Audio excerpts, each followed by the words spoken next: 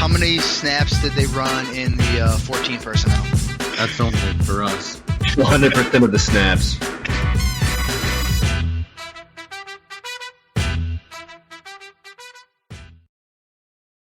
Welcome into 14P. I am your host, Justin Wright. Again, catch me over on Twitter at Justin_14P. Today we are talking studs or duds week 3.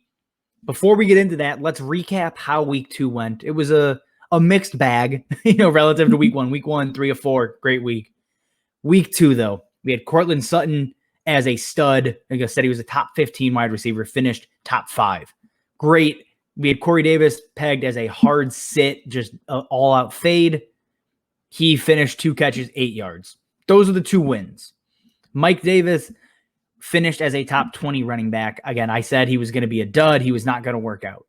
Point total doesn't look great, but positional finish, he got there. So 1.5, half a point maybe there, sure.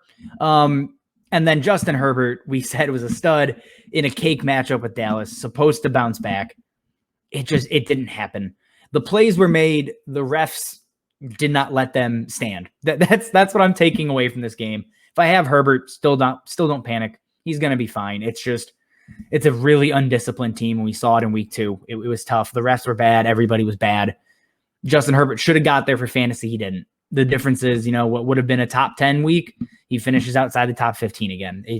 He can't get over the hump. He'll get there. Now, on to week 3. We got 5 plays this week. Again, plays, fantasy picks, whatever you want to call them. Let's get into it. We got Marvin Jones off the bat as a stud. And by stud, we're meaning top 20 this week for Marvin Jones. A guy you drafted extremely late in drafts has turned into the wide receiver 1 right now for the Jacksonville Jaguars on a team that is leading the NFL in passing attempts. He's seeing 10 targets a game. LaVisca is hurt. He's going to play most likely, but who knows how much. And he gets the Arizona Cardinals in a game that it's going to get away from the Jags. There's no way it doesn't. Kyler and them score on everybody. That's just what they do. So with that being said, Marvin Jones, look for him to have a huge week. He needs to be in your lineup as a flex at a minimum. And again, really a wide receiver too. Not that it matters where you play him in your lineup, but he needs to be in your lineup. That's the takeaway here. Moving on, we got Damien Harris versus the Saints. And while I love Damien Harris, he is going to have a very good year. It sure as hell ain't going to be week 3. There's no way.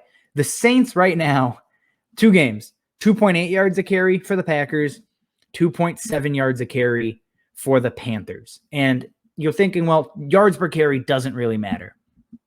It does when your running back doesn't really catch the ball. It's probably good for 2 targets a week maybe.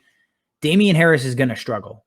The Packers shut down Aaron Jones, or the Saints shut down Aaron Jones, and then they also shut down Christian McCaffrey on the ground. Again, not as a receiver, but that's not Damien Harris's role. That's going to be James White. We know that. Damien Harris could fall into the end zone. That's always a possibility. But is that what you want to bank on in your RB2 spot? A guy that's going to rush for, maybe 70 to 80 yards, potentially fall into the end zone? It's not where I want to go with my lineup this week. If you have Damien Harris, sit him on the bench. It just doesn't look like he's going to be able to get there for fantasy as far as I'm concerned in DFS and redraft and really anything. He's just a hard fade all around this week.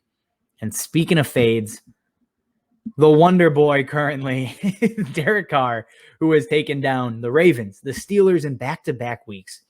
The Raiders look good. They look very, very good. But they get Miami, who, as far as fantasy has gone, has not been a great matchup. Week 1, you got Mac Jones, again, rookie quarterback, divisional game. 281 yards, 1 touchdown, 14 fantasy points. It's fine. Good real-life day for Mac Jones, just not great altogether. And then Miami played the Bills in week 2, again, another divisional game, so maybe some extra juice from the defense. Allen threw for 179 yards. He had 17 fantasy points. And I love Josh Allen, but that's not enough for me to get excited. And enter Derek Carr, who's on a hot streak. But man, does it just not line up for him, I don't think. I don't think he's a top 12 quarterback. He's hurt. He's kind of banged up already. Mobility may be limited. And again, Miami's defense is playing well. That secondary makes plays. So if I have better options, I'm going elsewhere. I'm going away from Derek Carr. And you may have picked him up thinking, all right, we got a streamer. Not this week. I don't think this is it. Overall, he's going to have a good season. We know this. He looks to be in, MVP form, which is crazy to say. Derek Carr looks great, but it's not going to happen for him in week 3. Back to the positive here.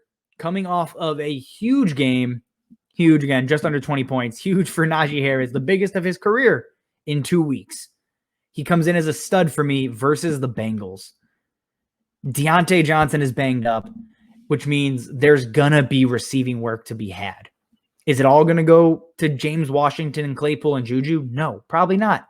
Deontay's third in targets in the NFL right now. I think he has 23 or 24 targets on the year. That's a lot of targets per game. You're going to have 10 extra targets going somewhere else. Najee Harris just brought in 5 passes and a long receiving touchdown last week. And Cincinnati's offense has been pretty damn good. I mean, again, the Bears, they struggled, but they moved the ball well. Turnovers just broke their back. So if this game turns into what could be a shootout, Najee should have a great game, especially receiving.